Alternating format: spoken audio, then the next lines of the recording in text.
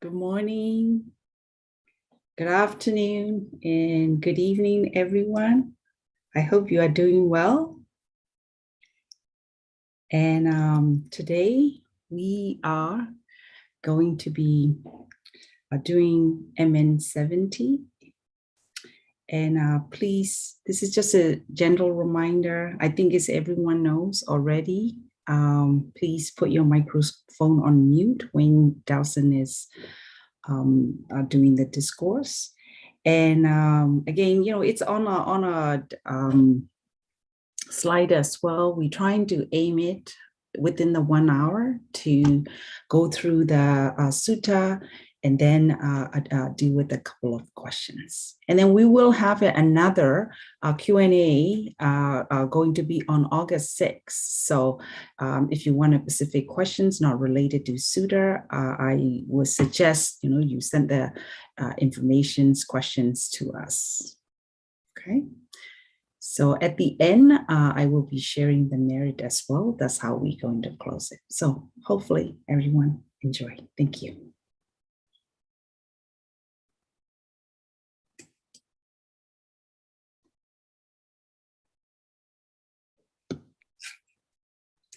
Okay, so should I start? Yes. Kun, can you put a spotlight on Delson, please?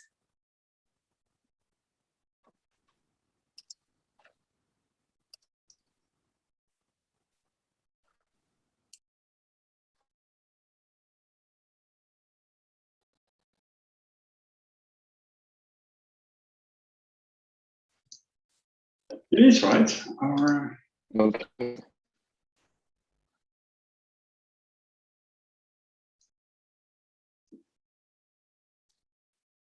Okay, so today I'm reading from Majjhima Nikaya 70. That's the Kitagiri Sutta at Kitagiri. Thus have I heard, on one occasion the Blessed One was wandering in the Kasi country together with a large sangha of bhikkhus. There he addressed the bhikkhus thus: Bhikkhus, I abstain from eating at night. By doing so, I am free from illness and affliction, and I enjoy lightness, strength, and a comfortable abiding. Come, bhikkhus, abstain from eating at night. By doing so, you too will be free from illness and affliction, and you will enjoy lightness, strength, and a comfortable abiding. Yes, Venerable Sir, they replied. Then, as the Blessed One was wandering by stages in the Kasi country, he eventually arrived at a Kasi town called Kitagiri. There he lived in this Kasi town, Kitagiri. Now, on that occasion, the bhikkhus led by Asaji and Punabasuka residing at Kitagiri. Then a number of bhikkhus went and told them, Friends, the Blessed One and the sangha of bhikkhus now abstain from eating at night. By doing so, they are free from illness and affliction, and they enjoy health, strength, and a comfortable abiding. Come, friends, abstain from eating at night. By doing so, you too will be free from illness and affliction, and you will enjoy lightness, strength, and a comfortable abiding. When this was said, the bhikkhus led by Asaji and Punabasuka told those bhikkhus, Friends, we eat in the evening, in the morning, and in the day outside the proper time. By doing so, we are free from illness and affliction, and we enjoy lightness, strength, and a comfortable abiding. Why should we abandon a benefit visible here and now to pursue a benefit to be achieved at a future time? We shall eat in the evening and in the morning and in the day outside the proper time. So just for a little context, as we understand it, monastics, they don't eat anything past the noonday meal. And there are different ways of understanding this, but the more recent way of understood this is from one of our Samaneras here who has been reading the Vinaya. And what he has said is that historically, it was difficult or it would have been difficult for the monastics to travel at night looking for alms, and it would have been an inconvenience for the lay community to support them in the nighttime. So the idea is that the bhikkhus and the bhikkhunis, the monastics, they will go out into the morning for their meal, and sometimes they will eat once a day. You can eat breakfast, or you could eat lunch, or you could eat both. And once a day practice is something that the Buddha did. There's also a one-time sitting practice, which is when you come down to eat your meal, you only eat in one sitting. You don't go for seconds. That's another way of practicing. But in any case, there's health benefits, let's say, to being able to eat in a very moderate manner. And these bhikkhus, these monastics that were led by Asaji and Punabhasuka, they were said to be bhikkhus who went away from the Vinaya. They were led astray, or they went astray from what the Buddha was talking about in terms of the Vinaya. So there is some they're a little notorious in regards to that within the Vinaya.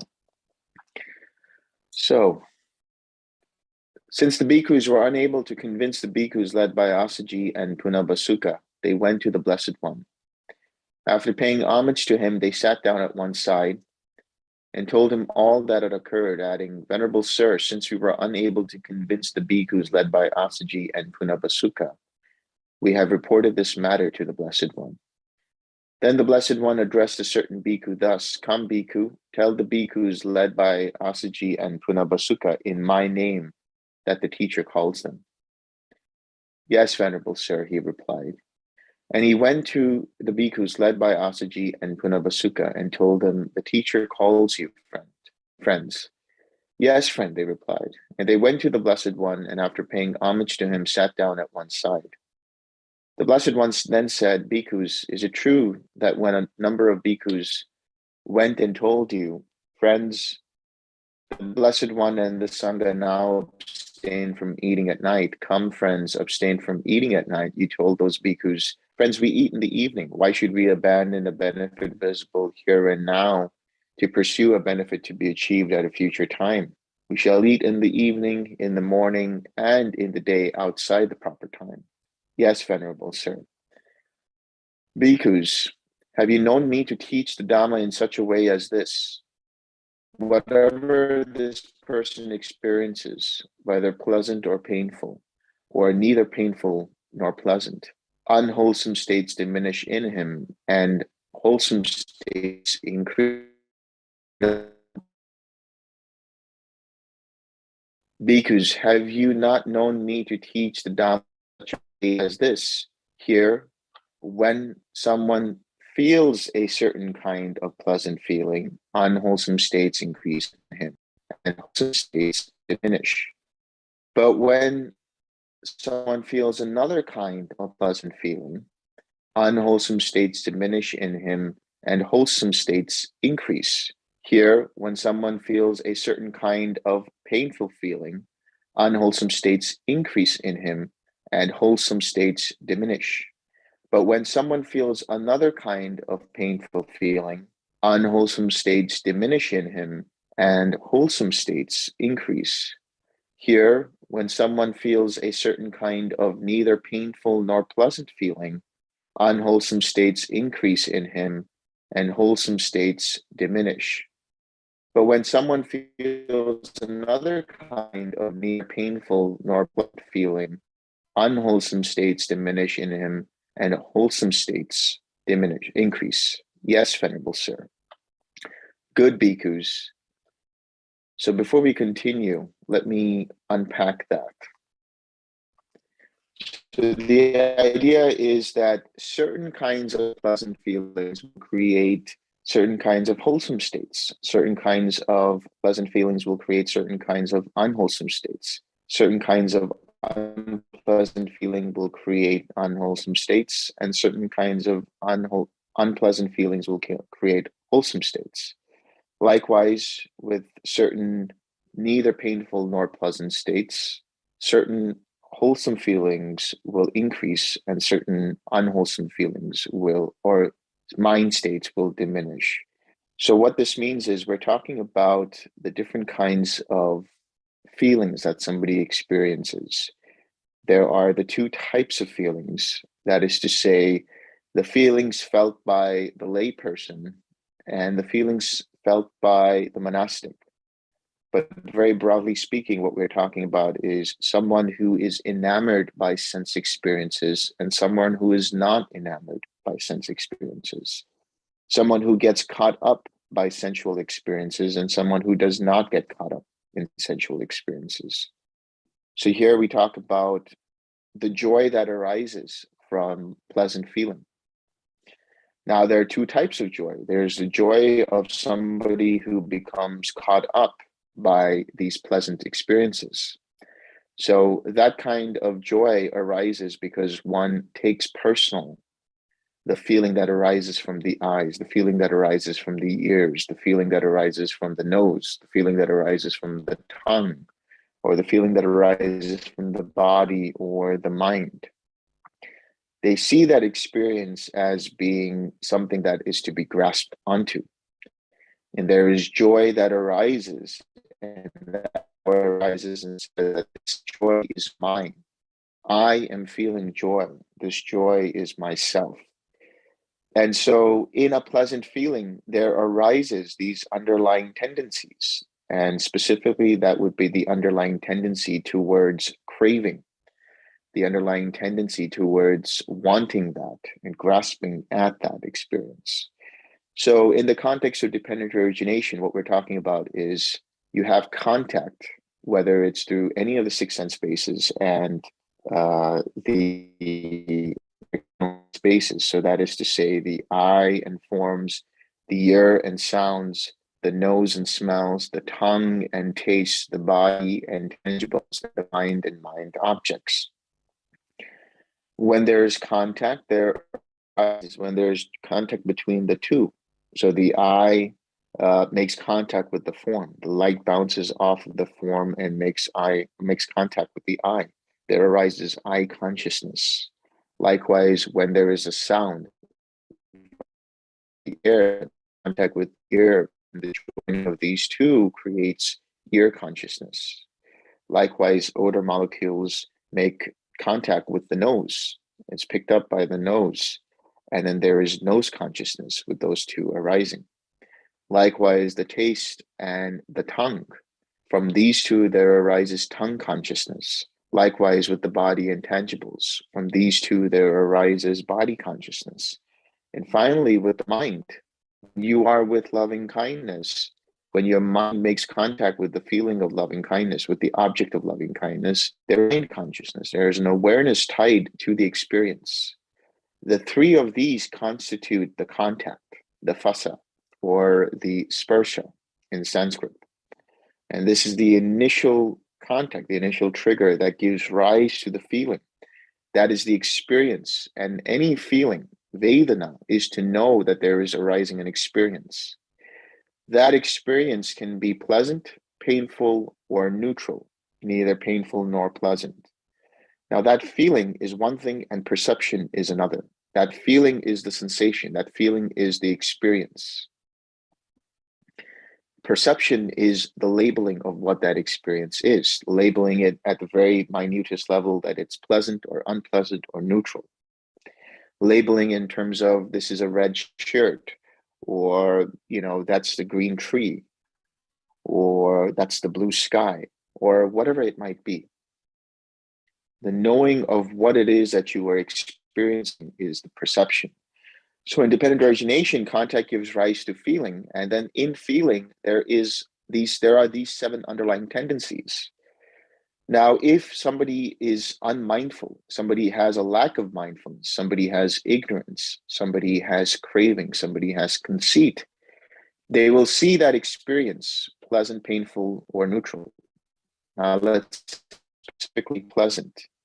They will see that experience and the mind immediately gravitates towards it and holds on to it. That process is the underlying tendency towards craving. That underlying tendency, if held on to, gives rise to full-blown craving. If there can be the underlying tendency towards aversion.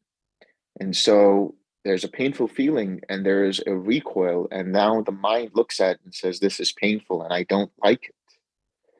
That process gives rise, if held on to, that process gives rise to full-blown aversion. Likewise with the underlying tendency towards ignorance, or the underlying tendency towards doubts or towards views. In the case of neutral feeling, a neutral feeling is something that is neither pleasant nor painful. It's just an experience that has no kind of quality to it, like lukewarm water or just, the breeze. It's not neither painful nor pleasant. It's just an experience. That experience, if not seen for what it is, can give rise to the underlying tendency towards ignorance. That is the lack of mindfulness.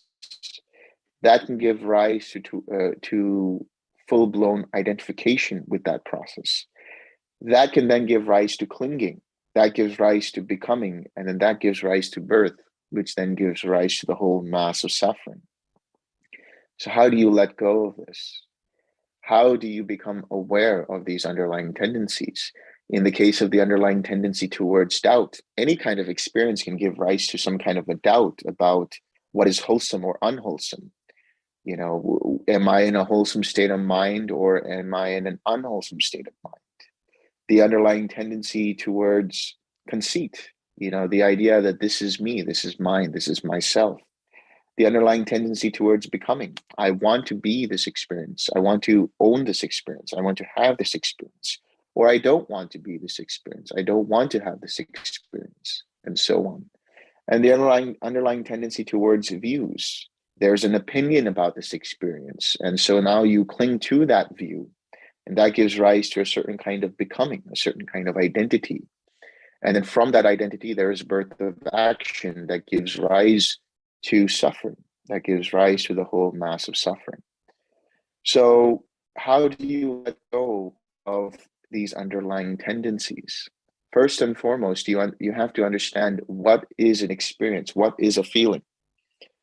A feeling is dependent upon contact. In other words, feeling, pleasant, painful, or neutral, it is dependently arisen, which means that when you let go, or when the contact which the feeling is dependent upon is gone, that feeling will no longer be present, which means that it is impermanent.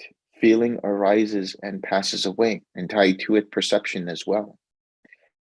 And that which is impermanent is not worth holding on to, because if it is a pleasant feeling and you hold on to it and it goes away and it changes, now it is painful and is liable to cause you dukkha, liable to cause suffering. Of course, if it's a painful feeling, the fact that it is painful in of itself shows the suffering inherent in it. Now, some people will feel an experience of relief most people will feel an experience of relief when the painful feeling subsides, and that's the pleasant nature of it. What about a neutral feeling? In a neutral feeling, you can be unmindful. You could have lack of mindfulness of that neutral feeling, which can give rise to further thoughts and ideas and clinging and associations. And that could give rise to attaching to that, having a view about it, or just having lack of mindfulness, being ignorant of the Four Noble Truths in that moment, holding on to that feeling, holding on with an identification with that feeling, which then gives rise to further clinging, becoming, birth of action, and the whole mass of suffering. So when we see feeling as being impermanent, we stop getting attached to it. We don't take it personally. We realize that this feeling can give rise to suffering, and we don't hold on to it. We see then that this feeling is not me, not mine, not myself. When that is the case, the mind doesn't cling to that feeling. The mind doesn't grasp to that feeling. Not grasping, there will be no craving, there will be no aversion, there will be no identification. Because there is no full-blown link of craving or aversion or identification, there won't be any kind of clinging, and therefore there won't be any kind of becoming, and therefore there won't be any kind of birth of action, and therefore there won't be any whole mass of suffering. So being aware of the Four Noble Truths in every moment is just this, understanding the three characteristics of all experience. Because all experience that you have through the six sense bases is conditioned, is dependently arisen. And that which is conditioned and dependently arisen is impermanent, subject to change. That which arises, passes away, is subject to decay, subject to cessation. Therefore, why hold on to it? Why take it personally? And why cause suffering to the mind? That mind, which is not acquainted with the Dhamma, takes that feeling to be personal, says, this is a wonderful feeling. I like this feeling, if it's a pleasant feeling. Or if it's an unpleasant feeling, says, I don't like this feeling. I hate this feeling. I wish this feeling went away. Or if it's a neutral feeling, they might not have mindfulness or not be able to pay attention to that experience. And then let their mind get caught up in proliferation, that is clinging, becoming, and so on. So this is the kind of experience of joy in the pleasant feeling that is with one who becomes enamored by sense pleasures. And then the kind of grief that arises in such a person is when the pleasant feeling arises. Sorry, unpleasant feeling arises. So when an unpleasant feeling arises, the person sees that and says, I wish this would go away. And so now there is grief associated with that. And then in the case of in the case of a neutral feeling, there can arise lack of mindfulness, or there could be equanimity. But that equanimity is not the equanimity that you experience in relation to, understanding things as they actually are. You're equanimous in the sense that the mind is balanced and calm, but there's still an identification going on over there. When we talk about that kind of joy and grief and equanimity associated with a mind that is acquainted with the Dhamma, a mind that understands the Dhamma, a mind which is in the Dhamma, then we're talking about a different kind of joy, a different kind of equanimity. Here, a joy might arise in relation to a pleasant feeling. But that joy has nothing to do with the sensual experience itself. Instead, that mind sees this as dependently arisen, therefore doesn't hold on to it, therefore doesn't take it as me, mine, or myself, and experiences really the joy of the Dhamma, the joy of letting go, the joy of not getting caught up in a sensual experience. In relation to a grief that the mind acquainted with the Dhamma would experience is they see an unpleasant feeling. They see the suffering inherent in an unpleasant feeling, or in all feeling altogether. And they realize that having let go of this, there is the mind that becomes fully liberated. And so the grief that arises is a samvega.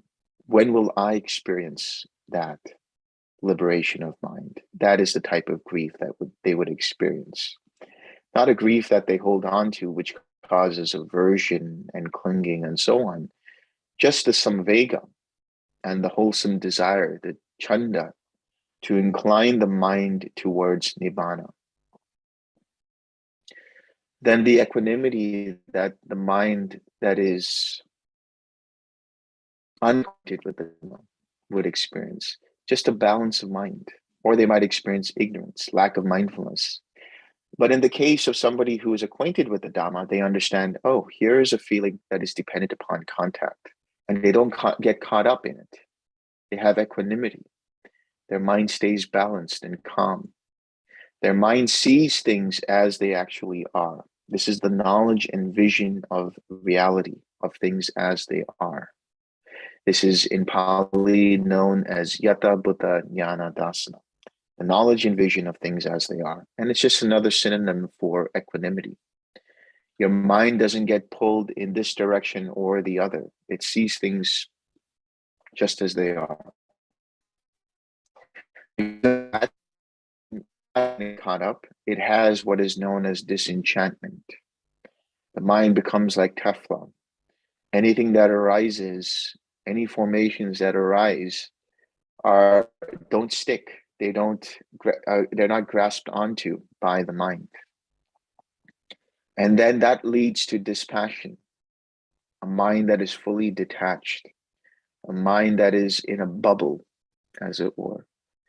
It is detached. It's no longer interested in anything.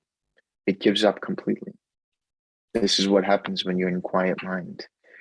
Your equanimity develops through nothingness. And as you get into neither perception and non-perception, you get into quiet mind. Your mind becomes less and less interested, less and less inclined towards formations. It sees it and says, been there, done that, not interested in anymore. And that is the disenchantment. Then it leads to dispassion. And finally, it leads to cessation. Cessation of suffering. Cessation of perception, feeling, and consciousness. And from there, the mind can become liberated. And then there is the knowledge that the mind is liberated. So this is the kind of equanimity associated with one who is acquainted with the Dhamma.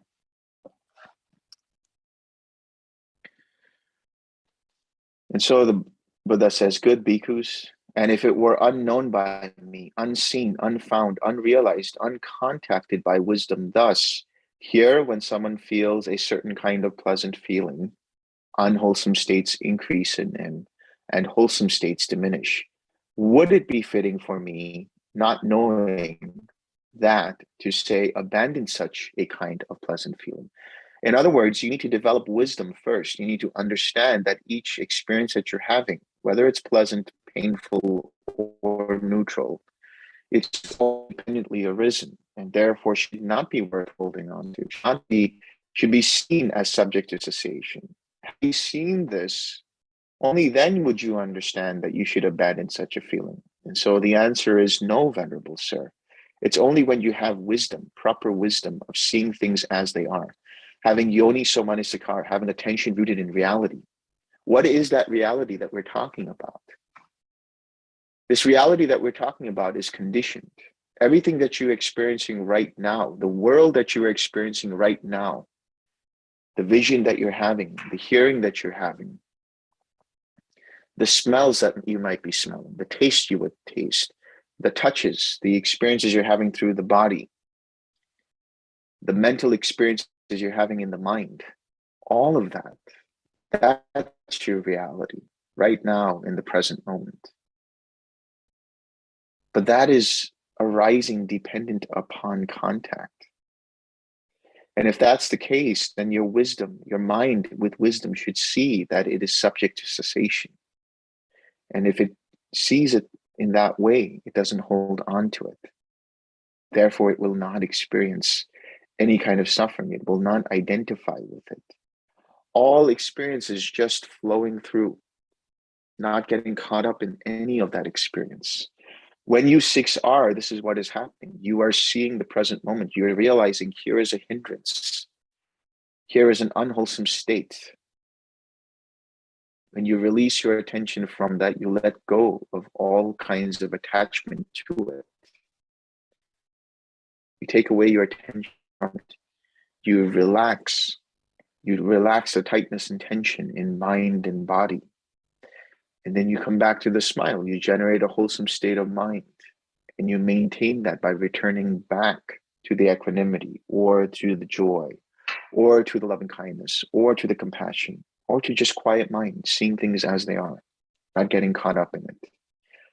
So it's important to always understand the necessity of the 6 R's until you don't have to use them anymore. When you see that the mind gets caught up, you 6R. Now you are developing wisdom. You're seeing how your mind moves from one thing to the other. You have correct mindfulness. You have right mindfulness. And then your mind becomes collected, and it has the right wisdom. It has the proper wisdom. It develops insight in that way. And it allows the mind then to become liberated in that moment from craving. And therefore you experience the Four Noble Truths when you 6R. When you recognize that here is present an unwholesome state, you are seeing the first noble truth of the suffering present right now. When you release your attention from it, you abandon the attention that fuels that hindrance, that fuels that unwholesome state. And then when you relax, you have let go of that, and now you experience mundane nibbana. You experience the cessation of suffering in this moment, here and now. And therefore you're experiencing the third noble truth of Nirodha. And then when you re-smile, you generate a wholesome state, and you stay with it when you return. You are developing the fourth noble truth of right effort, the Eightfold Path. The way to get to the Eightfold Path is using right effort being the heart of the path. You go from wrong view to right view, wrong intention to right intention, wrong speech to right speech, wrong action to right action, wrong livelihood to right livelihood, wrong mindfulness to right mindfulness, and wrong collectedness to right collectedness, using the 6 R's, using right effort. So in this way, you are developing the ability to understand suffering, to abandon craving, to realize cessation, and to perfect the cultivation and development of the Eightfold Path. So this is how you understand through wisdom. And this is when the Buddha says, but because it is known by me, seen, found, realized, contacted by wisdom thus, meaning I see it with proper wisdom thus. Here, when someone feels a certain kind of pleasant feeling, unwholesome states increase in him and wholesome states diminish. That I therefore say, abandon such a pleasant feeling, meaning abandon the kind of attachment to a pleasant feeling. Let go of your identification with all feeling altogether.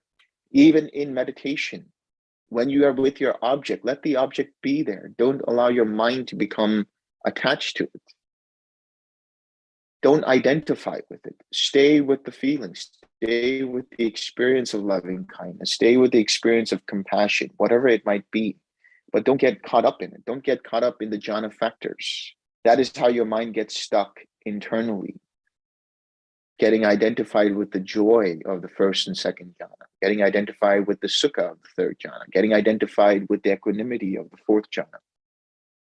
And so on. So just see things as they are and let the mind envelop around its object.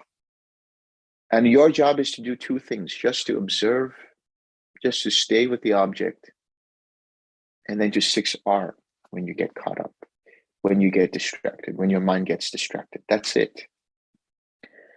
Again, the Buddha says, if it were unknown by me, unseen, unfound, unrealized, uncontacted by wisdom thus, here, when someone feels another kind of pleasant feeling, unwholesome states diminish in him and wholesome states increase. Would it be fitting for me, not knowing that, to say, enter upon and abide in such a kind of feeling, such a kind of pleasant feeling?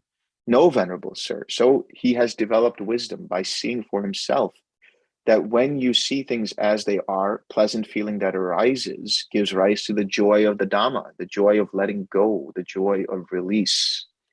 That is pamoja, letting go. But because it is known by me, seen, found, realized, contacted by wisdom thus, here when someone feels another kind of pleasant feeling, unwholesome states diminish in him and wholesome states increase. That I therefore say, enter upon and abide in such a kind of pleasant feeling. Likewise, he says for painful feeling, if it were unknown by me, but because it is known by me, contacted by wisdom thus, here when someone feels a certain kind of painful feeling, unwholesome states increase in him and wholesome states diminish, that I therefore say, abandon such a kind of painful feeling. When will the unwholesome states increase? When they get caught up in the painful feeling and they take it personally, and there arises aversion and clinging and becoming and so on. When you see it as it actually is, then you know, abandon such a kind of painful feeling. Abandon the aversion, abandon the underlying tendency towards aversion, abandon any identification with that painful feeling. Likewise, he says, if it were unknown by me, but because it is known by me, contacted by wisdom, thus here, when someone feels another kind of painful feeling, unwholesome states diminish in him and wholesome states increase. That is the grief that arises, that the mind wants to be liberated. That is a wholesome desire. That is a wholesome state of mind and wholesome inclination. Chanda and samvega, dismay that the mind has not yet experienced full liberation. And so he would say that therefore I say, enter upon and abide in such a kind of painful feeling. In other words, enter and abide in that samvega. Have the desire for liberation, but let go of the obsession for it. Have the intention inclined towards it. Have the rudder in that direction, and then go on autopilot. Let the mind then incline towards nibbana. If it were unknown by me, but because it is known by me, contacted by wisdom thus, here when someone feels a certain kind of neither painful nor pleasant feeling, unwholesome states increase in him and wholesome states diminish, that I therefore say, abandon such a kind of neither painful nor pleasant feeling. In other words, that is the equanimity a person might feel that is not acquainted with the Dhamma, but still identify with that equanimity, or alternatively have ignorance and lack of mindfulness and not be able to understand things as they actually are in reality. If it were unknown by me, but because it is known by me, contacted by wisdom thus, here when someone feels another kind of neither painful nor pleasant feeling, unwholesome states diminish in him and wholesome states increase, that I therefore say, enter upon and abide in such a kind of neither painful nor pleasant feeling. Now, this is the true equanimity, seeing things as they are. There can also arise in somebody whose mind is not acquainted with the Dhamma, who doesn't see things as they actually are, where a neutral feeling arises and they have indifference. And that indifference is the opposite of equanimity. It is on the other side of equanimity, which is carelessness, negligence, being unmindful, apathy. So there's a tinge, there's a resonance of aversion there, but it's really just indifference, not caring at all. It's being negligent. Bhikkhus, I do not say of all bhikkhus that they still have work to do with diligence. I say of all bhikkhus that they have no more work to do with diligence. Now, when we talk about diligence, we're talking about right effort, making the right effort to see things as they are. So that's using the 6 R's, not getting caught up in any kind of experience, whether you're meditating or just doing whatever it is outside of the meditation. I do not say of those bhikkhus who are arahats with taints destroyed, who have lived the holy life, done what had to be done, laid down the burden, reached the true goal, destroyed the fetters of being, destroyed the fetters of conceit, and are completely liberated through final knowledge, that they still have work to do with diligence. When you become an arahat, you don't have to 6R anymore because there's nothing left to 6R.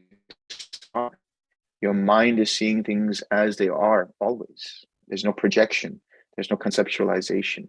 So he says, why is that? They have done their work with diligence. They have 6R until there's nothing left to 6R. They are no more capable of being negligent. Their mind will no longer be negligent. It won't get caught up in this or that. It will just be here and now. I say of such bhikkhus who are in higher training, whose minds have not yet reached the goal, and who are still aspiring to the supreme security from bondage, that they still have work to do with diligence. Why is that? Because when those venerable ones make use of suitable resting places and associate with spiritual faculties, they may, by realizing for themselves with direct knowledge here and now, enter upon and abide in that supreme goal of the holy life, for the sake of which clansmen rightly go forth from the home life into homelessness. Seeing this fruit of diligence for these bhikkhus, I say that they still have work to do with diligence. So until the taints are fully destroyed, until all fetters are gone, you still have to 6R.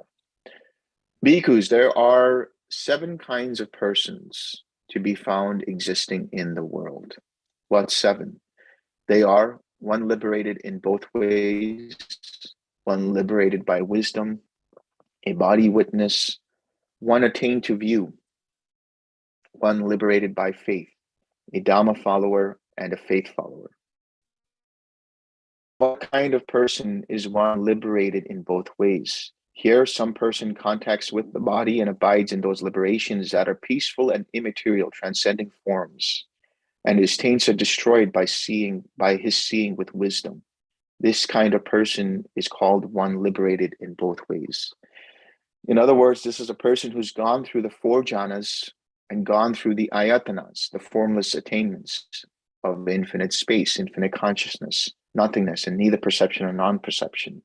Gone through cessation of perception, feeling, and consciousness, come back, mind becomes liberated because there are no more taints, and therefore they are liberated both ways. Liberated both ways because they have gone through the first 4 jhanas and they have gone through the formless attainments. I do not say of such a bhikkhu that he still has work to do with diligence. Why is that? He has done his work with diligence. He is no more capable of being negligent. So this is someone who has become an arhat. What kind of person is liberated? 1 liberated by wisdom. Here, some person does not contact with the body and abide with those liberations that are peaceful and immaterial, transcending forms, but his taints are destroyed by his seeing with wisdom. This kind of person is called 1 liberated by wisdom. So in other words, this is somebody, when he says contact with the body, he's talking about kaya. That is the mental body, that is nama, that is the mind making contact with the formless attainments. Here, 1 who is liberated by wisdom is 1 who does not go past the 4 jhanas and into the ayatanas. They go through the first 4 jhanas, experience cessation there, and is liberated from the taints, and they become an arhat. And for that reason, I do not say of such a bhikkhu that he still has work to do with diligence. He no longer has the 6R. Why is that? He has done his work with diligence. He is no more capable of being negligent. What kind of person is a body witness? Here, some person contacts the body and abides in those liberations that are peaceful and immaterial, transcending forms. And some of his taints are destroyed by his seeing with wisdom. This kind of person is called a body witness. So when we talk about a body witness, this is anyone who attains stream entry onwards by having gone through the first 4 jhanas, then gone through the formless attainments, then it entered cessation of perception, feeling, and consciousness. And some of their taints might be destroyed in the sense that a stream enter, they might destroy the taint of any kind of wrong view, right? In the case of the Sakadagami, they let go of further craving and aversion, and then the Anagami lets go of the taint of sensual desire altogether. So this is anybody all the way from stream entry to an Anagami, but not yet having destroyed all the taints and therefore cannot be called an Arhat. So I say of such a bhikkhu that he still has work to do with diligence. Why is that? Because when that venerable one makes use of suitable resting places and associates with good friends and nurtures his spiritual faculties, he may, by realizing for himself with direct knowledge here and now, enter upon and abide in that supreme goal of the holy life, for the sake of which clansmen rightly go forth from the home life into homelessness. Seeing this fruit of diligence for such a bhikkhu, I say that he still has work to do with diligence. What kind of person is 1 attained to view? Here, some person does not make contact with the body and abide in those liberations that are peaceful and immaterial, transcending forms. But some of his taints are destroyed by his seeing with wisdom, and he has reviewed and examined with wisdom the teachings proclaimed by the Tathagata. This kind of person is called one attained to view. So this is a stream enter with fruition and above, but they have not yet fully destroyed the taints. So they go through the 4 jhanas, they have an experience, but they haven't fully destroyed the taints. They haven't gone beyond into the ayatanas, which means you can still experience cessation from the 1st jhana onwards. This is still quite possible. And it could be said that their faculty of wisdom is sharp because they really understand how this process of dependent origination works. I say of a bhikkhu that I say of such a bhikkhu that he still has work to do with diligence. Why is that? Because when that venerable one goes into homelessness and so on, seeing this fruit of diligence for such a bhikkhu, I say that he still has work to do with diligence. What kind of person is one liberated by faith? Here, some person does not contact with the body and abide in those liberations that are peaceful and immaterial, transcending forms, but some of his taints are destroyed by his seeing with wisdom, and his faith is planted, rooted, and established in the Tathagata. This kind of person is called one liberated by faith. I say of such a bhikkhu that he still has work to do with diligence. Why is that? Because he hasn't destroyed the taints. So this would be still a stream enter with fruition and beyond. They have to still destroy some of the taints. And here their faith faculty is much stronger. So they have full, complete conviction in the Buddha, Dhamma, and Sangha. Not to say that others don't, but it's just that they are liberated by that faith. They see things as they are and they are liberated. Here it could be said that such a person could listen to the Dhamma, like the 6 sets of 6, and then experience cessation, and then have that experience and be liberated by faith. What kind of person is a Dhamma follower? Here, some person does not contact with the body and abide in those liberations that are peaceful and immaterial, transcending forms, and his taints are not yet destroyed by his seeing with wisdom. But those teachings proclaimed by the Tathagata are accepted by him after reflecting on them sufficiently with wisdom. Here again, somebody can just listen to the Dhamma, like the 6 sets of 6, and have stream entry with path. So this person who is a Dhamma follower, they are just a stream entry with path. They are stream entry with path. They haven't yet had the fruition. Furthermore, he has these qualities: the faith faculty, the energy faculty, the mindfulness faculty, the collectedness faculty, and the wisdom faculty. This kind of person is called a Dhamma follower. I say of such a bhikkhu that he still has work to do with diligence. What kind of person is a faith follower?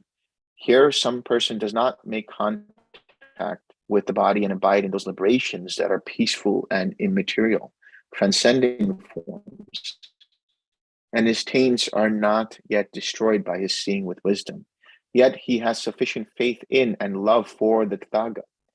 Furthermore, he has these qualities: the faith faculty, the energy faculty, the mindfulness faculty, the collectedness faculty, and the wisdom faculty. This kind of person is called a faith follower. Here in this case, the mind would still be collected. Whether you're a faith follower or a Dhamma follower, your mind would still be collected. So you would still be following the Eightfold Path, and you would still be developing these other faculties as you traverse through the Eightfold Path. And just upon listening to the Dhamma again, you could still enter the stream. And it's just that the faith that you have in the Tathagata and in the Dhamma is very strong. This is why a person is a faith follower. I say of such a bhikkhu that he still has work to do with diligence.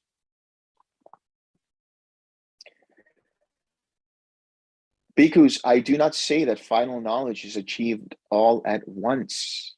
On the contrary, final knowledge is achieved by gradual training, by gradual practice, by gradual progress. In other words, you have to continue to walk the path, continue to keep your precepts, continue to develop the mind through right samadhi, and continue to attain wisdom by seeing the links of dependent origination, not only through after having cessation, but just being aware of things as they are, as and when feeling arises. Being aware, here's contact, here's feeling, here's perception. Recognizing when craving arises and letting go of that using the 6 R's. This is the gradual training, the gradual practice, and through which you have gradual progress through each of the attainments. And how is final knowledge achieved by gradual training, gradual practice, gradual progress? Here, one who has faith in a teacher visits him. When he visits him, he pays respect to him. When he pays respect to him, he gives ear. When he gives ear, one who gives ear hears the Dhamma. Having heard the Dhamma, he memorizes it. He examines the meaning of the teachings he has memorized. When he examines their meaning, he gains a reflective acceptance of those teachings. When he has gained a reflective acceptance of those teachings, enthusiasm springs up in him. When enthusiasm springs up in him, he applies his will. Having applied his will, he scrutinizes. Having scrutinizes, he makes an effort, and he realizes with the mind and body the supreme truth and sees it by penetrating it with wisdom.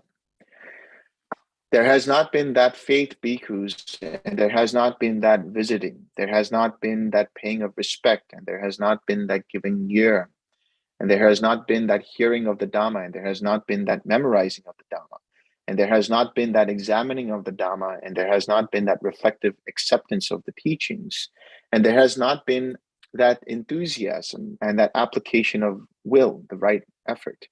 There has not been that scrutiny, and there has not been that effort. Bhikkhus, you have lost your way. So he's talking to those guys who say, we'll eat in the evening and so on. In other words, they're not doing their 6 R's. He's admonishing those guys who don't do the 6 R's, those men and women who don't do the 6 R's. Just how far bhikkhus have these mixed guided men strayed away from this doctrine and discipline? Bhikkhus, there is a 4-phrased statement, and when it is recited, a wise person will understand it. I shall recite it to you and try to understand it.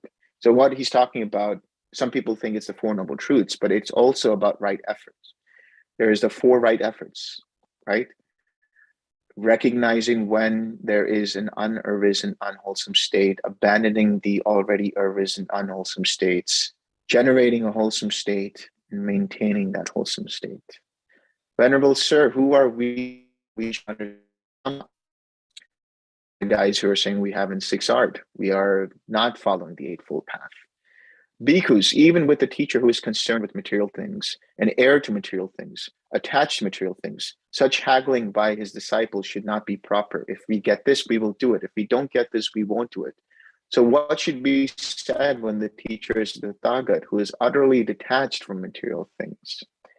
Bhikkhus, for a faithful disciple who is intent on fathoming the teacher's dispensation, it is natural that he conduct himself thus. The Blessed One is a teacher, I am a disciple. The Blessed One knows, I do not know. For a faithful disciple who is intent on fathoming the teacher's dispensation, the teacher's dispensation is nourishing and for a faithful disciple who is intent on fathoming the teacher's dispensation, it is natural that he conduct himself thus. Willingly let only my skin, sinews, and bones remain, and let the flesh and blood dry up on my body, but my energy shall not be relaxed so long as I have not attained what can be attained by manly strength, manly energy, and manly persistence. This is a troublesome statement because in the past, there have been people who have taken this statement out of context and said for themselves that I won't get up from my sitting. And they sat 12 hours, 13 hours, and they've gone crazy because they took this statement and they became so one-pointed in their effort. that they broke from reality, that they couldn't sleep, they couldn't do anything. They didn't use the 6 R's. So here, really, what you should take from this is that it's a mind that is inclined towards being wholesome and letting go of all attachment to any kind of outcome. Every time you go into meditation practice, just have the attitude of, let's see what happens, and just observe and 6R. Doing the 6 R's is all the application of effort that you need to do. It's what balances the enlightenment factors. It's what activates all of the different 37 requisites and allows you to then experience nibbana, mundane or super mundane. So by no means do you need to just sit and say, I'm not going to get up until I attain nibbana. That's the wrong way of doing it, because you have craving associated with it. If you have the attitude of just letting go of any attachment to outcomes and saying, see what happens, 6R, when you least expect it, because expectation is another word for craving. When you least expect it, nibbana happens.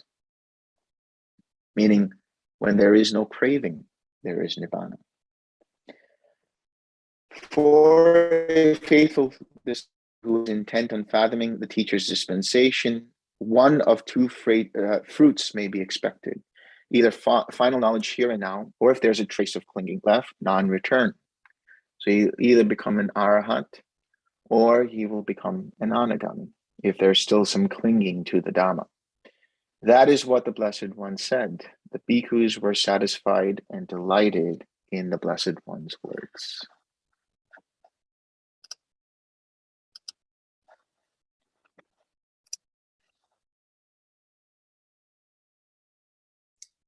Thank you, Delson. I think it's we might have a couple of questions. It's in the chat. Yeah. Do you mind if I read it out to you? Yeah, go ahead. Yeah, okay.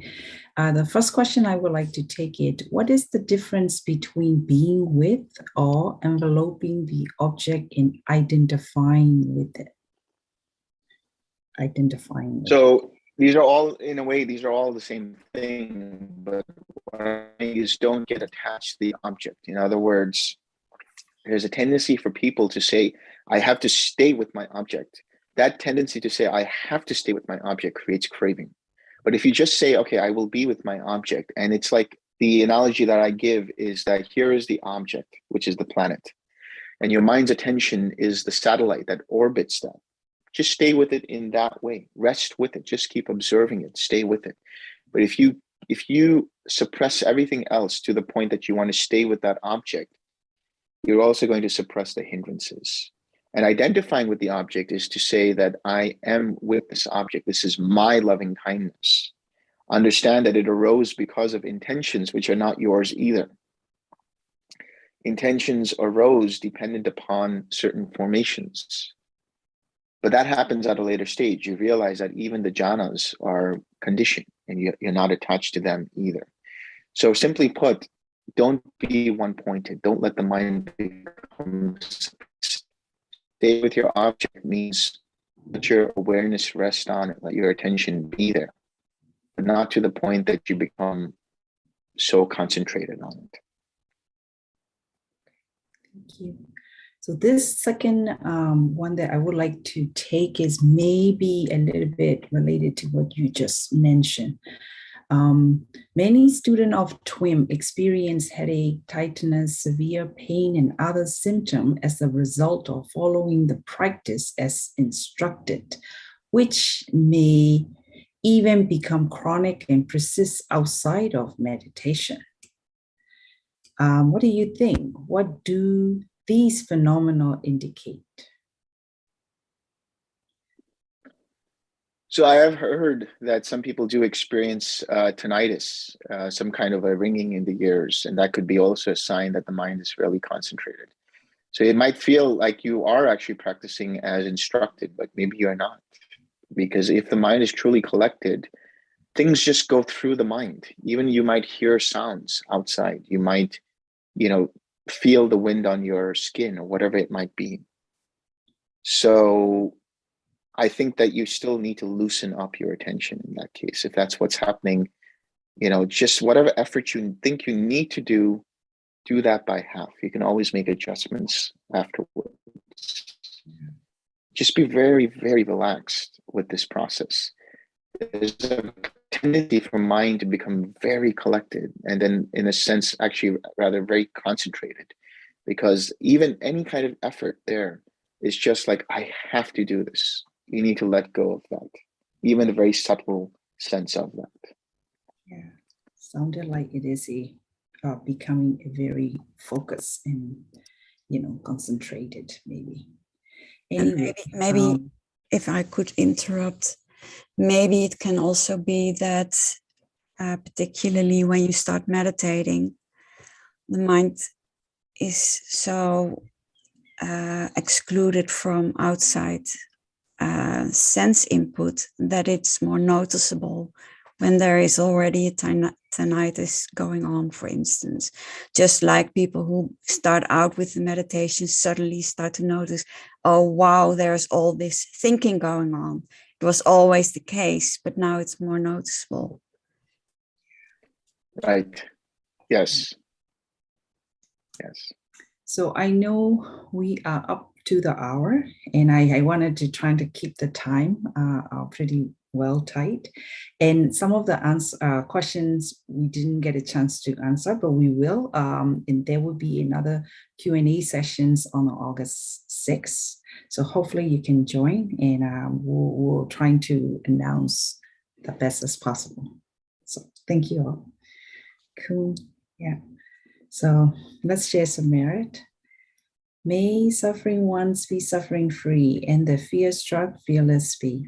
May the grieving shed all grief, and may all beings find relief. May all beings share this merit that we have thus acquired for the acquisitions of all kinds of happiness. May being inhabiting space and earth, Devas and Nagas of mighty power, share this merit of ours. May they long protect the Buddha dispensation. Sadhu, sadhu, sadhu. Thank you so much, Delson. Thank you everyone for joining. Hope you have a wonderful weekend.